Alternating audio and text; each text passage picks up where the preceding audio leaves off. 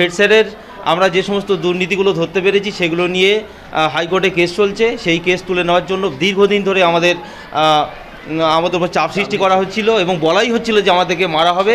আজকেই সেই ঘটনাটা মিথ্যে মামলায় ফাঁসানো হবে সে কথাটাও বলা হচ্ছিল এবং আজকে সেই ঘটনাটা আমাদের চোখের সামনে দেখতে পেলাম এবং আমি হচ্ছে তার সবথেকে বড় ভুক্তভোগী। দেখতে এসেছিলাম যে কেন এত গোলমাল হচ্ছে। আমি 9B ওই নিচের 2 নম্বর ঘরটাতে ক্লাসে ছিলাম, ফিজিক্যাল সায়েন্স ক্লাস ছিল, ছেলেমেয়েরা প্রচণ্ড ভীত।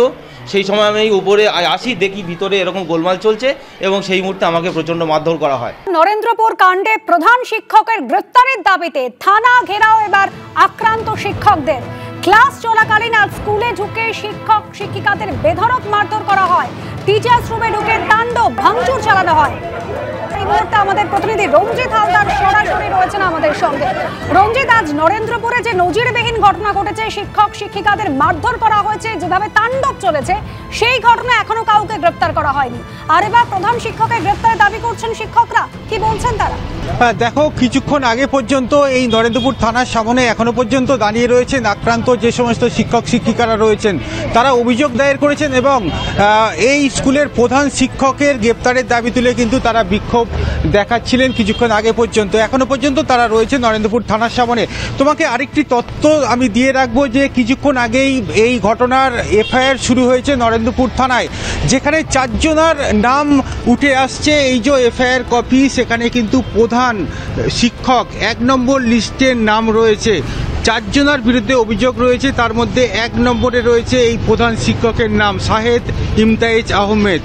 এই প্রধান শিক্ষকের গ্রেপ্তারের দাবিতেই কিন্তু এখনো পর্যন্ত যে সমস্ত এই স্কুলের শিক্ষক শিক্ষিকারা আক্রান্ত হয়েছেন, তাকে এই প্রধান শিক্ষকের গ্রেপ্তারের দাবিতেই কিন্তু তারা এখনো পর্যন্ত এখানে দাঁড়িয়ে রয়েছেন। যতক্ষণ না গ্রেপ্তার হবে ততক্ষণ পর্যন্ত এরা এই থানার সামনে বিক্ষোভ দেখাবেন, এমনটাই তারা জানাচ্ছেন।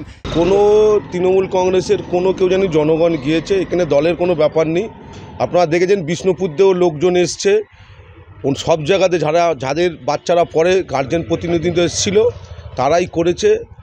আমরা যাওয়ার সঙ্গে সঙ্গে কিন্তু সমস্ত লোককে বাইরে বার করে দিয়েছে এবং প্রশাসনও এসে পুলিশ এসে হস্তক্ষেপ করেছে। কিছু মুষ্টিমেয় 2-4টে টিচার তারা ক্লাসের বাচ্চাদের বলো, যার সঙ্গে এটা ঘটেছিল তার সঙ্গেও বাজে ব্যবহার করছিল।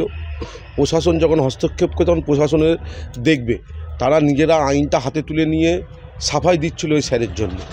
এই জন্যে কিন্তু মানুষ ক্ষিপ্ত হয়েছে, মানুষ ক্ষিপ্ত হয়ে গিয়ে এটা একটা করেছে। আমরা চাইনি যে এরকম কোনো দিন কিছু ঘটুক। আমরা শিক্ষামন্ত্রীর সরাসরি এই বিষয়ে হস্তক্ষেপ চাইছি। কোন নিরাপত্তা নিয়ে আমরা দ্বিতীয় দিন স্কুলে যাব আমরা জানতে চাইছি। আমরা বারংবার আইসি, এডুকেশন ডিপার্টমেন্ট, বোর্ড প্রত্যেককে চিঠি দিয়ে জানিয়েছি আমরা যে কোনো সময় আক্রান্ত হতে পারি।